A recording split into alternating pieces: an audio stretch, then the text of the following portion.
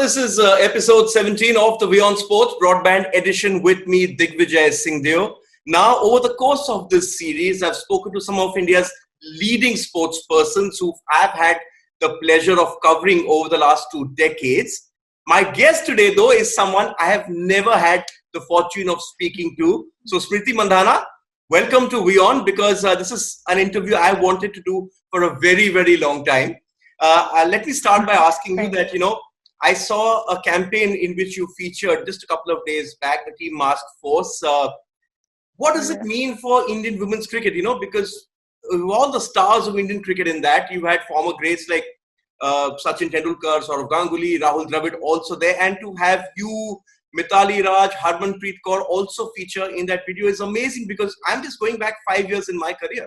And we would never have thought all this possible. It just shows how much the stock of women cricket has risen in India in the last 4-5 years. Yeah, I think it's changed massively, I think, especially after the 2017 World Cup.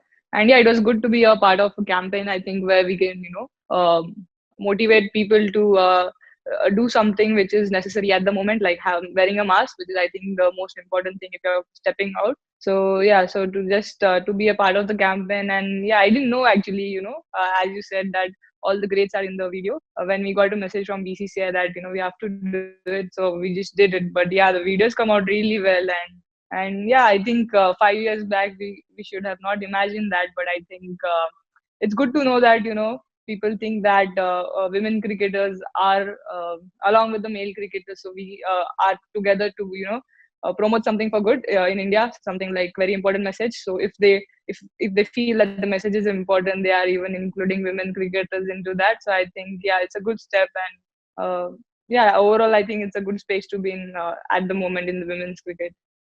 Yes, and how has it been for you? How has this last 1 month been for you? I've been reading that there have been some online Ludo sessions going on with the team as well. Well, I think initially first 8-10 days were quite different, because we're not used to after World Cup. Anyways, we were supposed to take 2 weeks off because we had a very long season. Like we had a 5 or 6 month long season before the World Cup, continuous cricket. So we were expected to take 2 weeks off, but we never thought that it will extend to so long, such a long break. But I said, as I said in the previous video, I feel that we found different ways to entertain ourselves now, like Ludo and all. I think we didn't play much, but yeah, Ludo is something which is it's a fun activity, and I think they have found a way to even talk during. You can have a call going on when you're playing the video Ludo game. So yeah, along with our workouts and all the stuff, but especially now I think with the show, which me and Jemmy have been doing. So yeah, last 10 days have been a bit it's been busy also with that part, and I'm happy that doing something constructive, because other than that, just sitting at home was a bit boring task. Just tell me a bit more about that, because all the thing that I tried to when I was doing this research, it all sorts of boiled down to the fact that when the Indian team is together, all the action is in Smriti's room. That's where everyone assembles. It's sort of the magnet around where everyone gathers. So tell me a bit about this show with Jemimah, because like you, she was, when she burst onto the scene, young prodigy, and just talk about this being kind of the camaraderie you share, and what do we expect in the show that you're doing? I think me and Jemmy share a great bond with each other. Last 2 years, I think. So we didn't know much before she joined the team. We didn't know much about each other, but I think we were roommates for first 4-5 months when we used to have roommates. And then we developed a bond, and we had a lot of memories on the field and off the field with other friends at night. And she was getting bored, and like nothing to talk, and we were discussing about our memories. So we thought, why not just make a show, talk about our on-field memories, and who can relate to our stories, and then we can have a good discussion, because it's never happened that current athletes have been interviewing, or not interviewing, also discussing something about sport with someone else. So it can be a different conversation than a normal interview. So yeah, that was the thought behind the show Double Trouble. So that's how the name came, because we keep troubling each other. So then we thought, let's have it like Double Trouble. No, but it's important because, a lot of these international sporting stars are finding various ways of engaging with fans. Roger Federer wanted everyone to volley across with a tennis ball and Yes, racket on the yes. wall.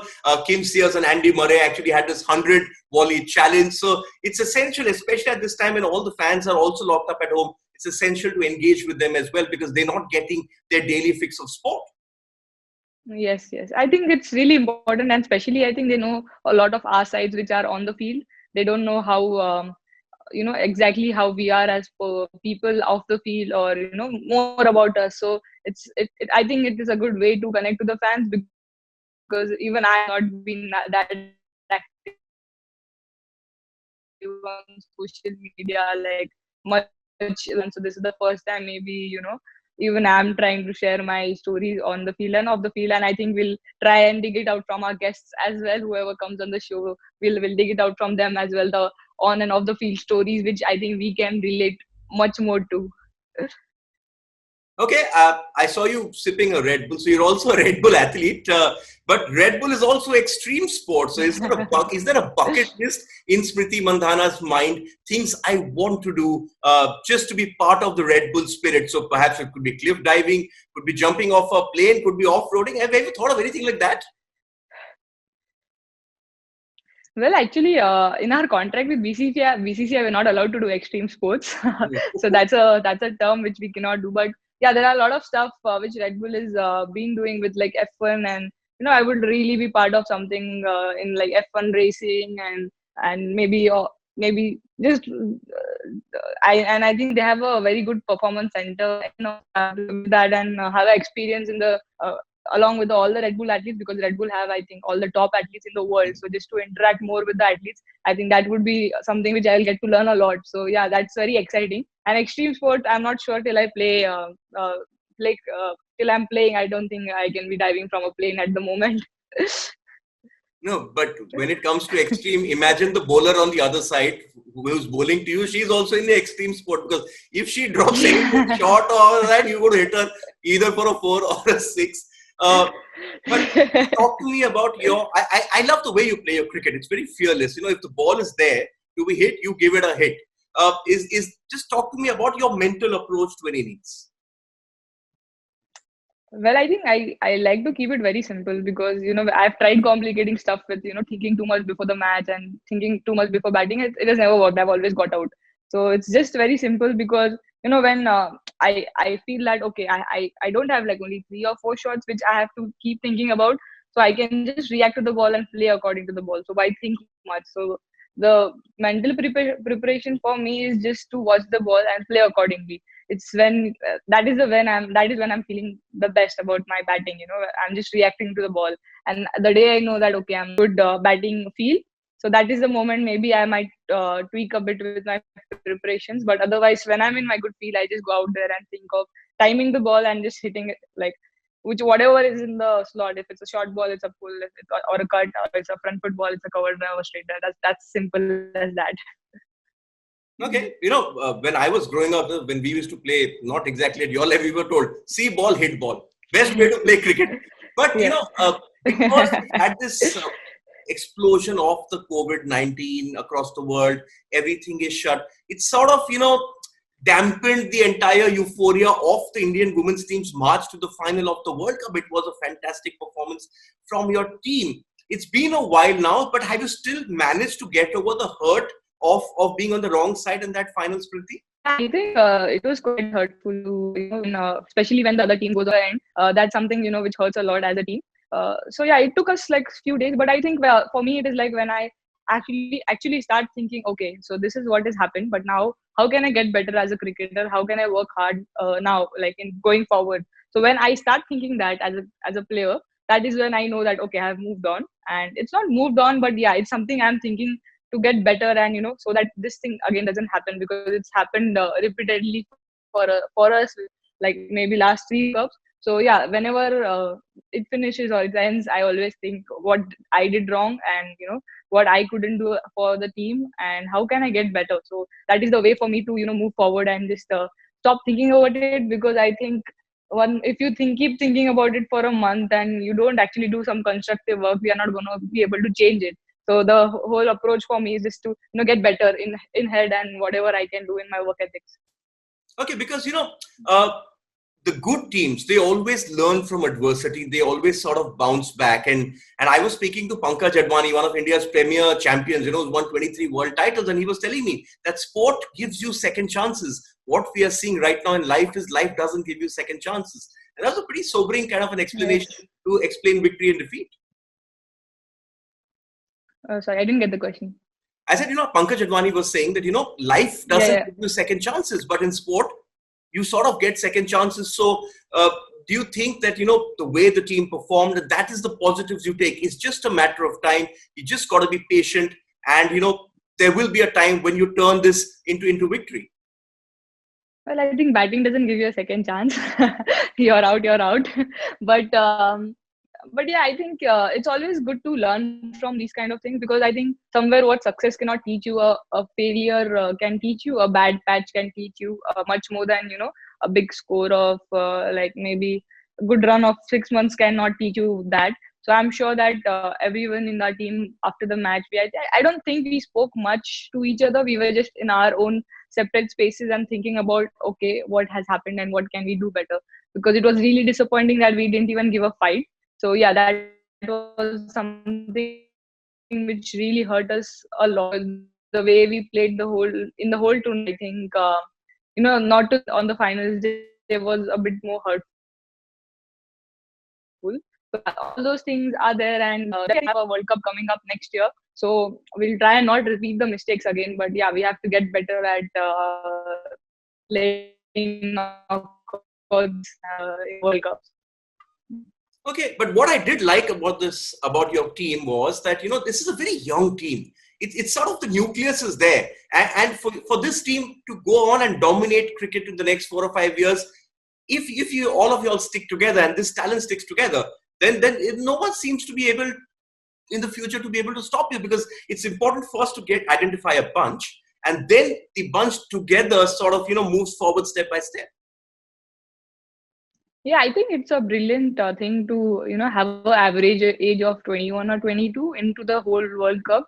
And I think we were the youngest team. I think Thailand was first. I'm not sure, but I think we were the youngest team in the in terms of age. And it was amazing, the way all the youngsters. It's all good, so good to see that. Okay, if we know now that if this team, as you said, I think this team sticks together and things of each other to get better, I think the sky is the limit for this team. But yeah, then there's always hard work is the key for this team. And I think the way the talent in this bunch of people we have, I think if we work hard in next 1 or 2 years, I think as you said, I think sky is the limit. Yes, the sky is the limit, but I think you must be disappointed along with all of us as well who are cricket fans and sporting fans, because you had this great performance till the World Cup final. You would have expected the on the sidelines of the IPL to have the Women's Challenge, which had so much of excitement around it, but sadly we're not having it at the moment. But is that the logical step now, having a women's kind of an IPL tournament? BCCI is moving into a good direction regarding to women's IPL. We had a 2-team affair 2 years back, and then last year we had a 3-team affair which went really well in Jaipur. I think it was almost packed crowds in the final, so that's an amazing thing to happen. And yeah, this year I think it was supposed to have 4 teams. So we are moving in the right direction. I think we are a bit away from 8-team IPL for women's at this moment, but yeah, definitely I think 4, 5, 6 teams, that is what I think maybe they'll be looking for. But I'm sure that whenever it happens, it's gonna grow women's cricket in India massively, especially going into a major tournament like World Cup. And yeah, but I'm sure that BCCI has been thinking about it in a very good way, and they have taken it constructively and not just started something really quickly. They have put a lot of thought behind it. And sort of when you look at the rise of women's cricket in India, it's also a lot of it is down to you, because you've shattered stereotypes, you've shattered the kind of glass ceiling. You've gone and played in Australia, you've gone and played in England as well. and sort of, seeing other players also being invited to go and play there. That's sort of an endorsement of how the world is viewing Indian women's cricket as well. But if you look at your career, and you've even been the ICC Player of the Year, what is that one piece of cricketing advice you've received from someone which has always stayed at the back of your mind, Smriti? Well, I think post the 2017 World Cup, I think I had a bad run of 7 matches where I didn't score.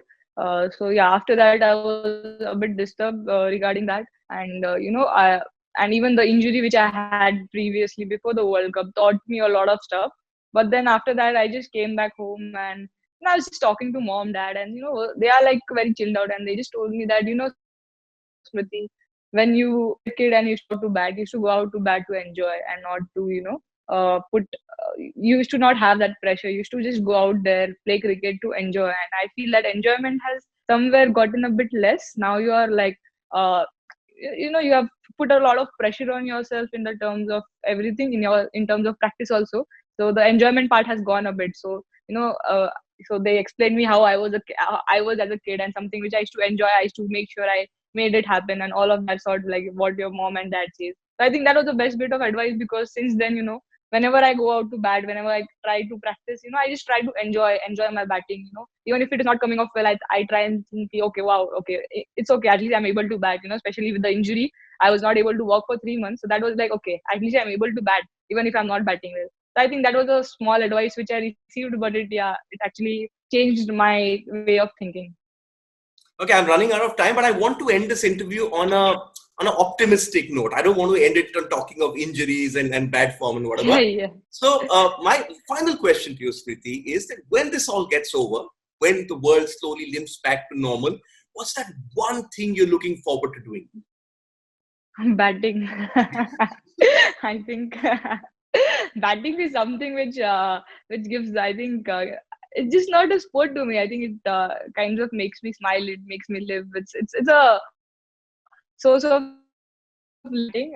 So balls, when I middle the balls, or I just hold the bat. I think it's an amazing feeling. It's a very different feeling to anything. I don't think anything can give me that feeling. So yeah, I've not been able to do that for a while. So that is one thing which I'm really looking forward to. Whenever everything gets well, first of all, I really hope that everything gets back to normal, and everyone, a whole world gets out of this pandemic. But yeah, whenever it happens, I think first thing I would like to do is batting. Okay, Smriti Mandhana, you've given us great joy. It's not just you enjoying the bat. Some of us cricket purists, for us, the sound of the ball hitting the center of the bat and going, it gives us a lot of joy as well. So hopefully you get that joy very soon. Hopefully all of us just get to enjoy life the way we had wanted, perhaps with a bit more restraint. Thank you so much for joining me. Wish you the very best. Hopefully you stay safe, you and the family and the rest of your team. And can't wait to see you and your merry bunch of cricketers back on the field again.